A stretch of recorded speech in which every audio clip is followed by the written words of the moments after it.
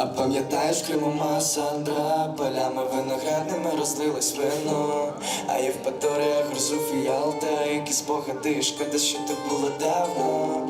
А шум моря то моя мантра, тепер складно дивитись на гори в кіно.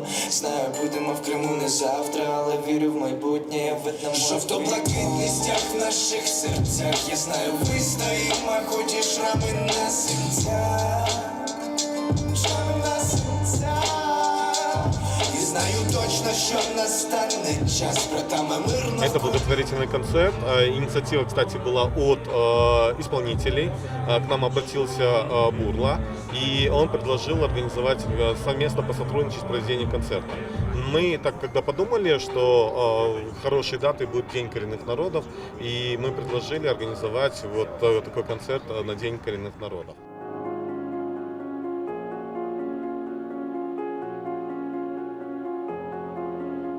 Плаття на кримськотатарській – це антєр.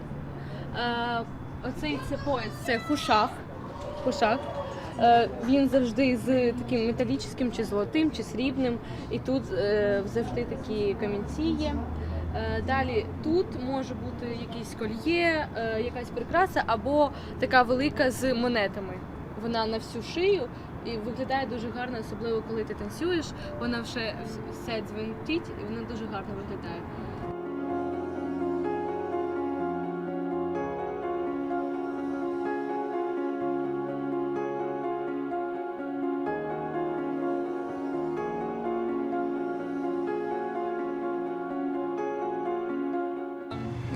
Кожен з них має посил, має сенс, наприклад, за волю. І ми бачимо, що тут два прапори, український, кримсько-татарський, а якщо ви звернете увагу на колючий дріт, який розривають, то це триколор, що, наприклад, Крим буде вільним. Какая цель этого концерта? В первую очередь, конечно же, собрать молодежь, собрать людей. Артисты проявят свою солидарность с крымскотатарским народом, коренными крымчаками, с коренными народами, потому что они специально даже посвятят песню Крыму, посвященную. Ну и, конечно же, в том числе, учитывая то, что мы находимся в военное время, и для нас, конечно же, очень важно, почему и назвали благотворительным концертом, мы таким образом планируем собрать средства и помочь семьям погибших военнослужащих из числа коренных народов. Сумуєте за Кримом? Я теж дуже сумую. Я все своє дитинство я провів в Криму. Кожен рік ми їздили з мамою, відпочивали в Крим. Для мене це дуже-дуже особливе місце.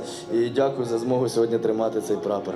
Телефон відповідає, світла немає вчорашнього дня, ти сьогодні як щодня.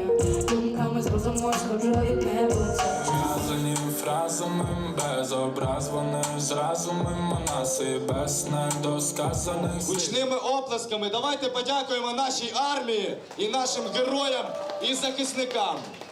Ми всі закарбували собі навіки жовто-блакитним небом. Прикрита моя земля, паляниці з медом, пам'ятник замість Кремля, кіборгам з наметом, посланням до гори.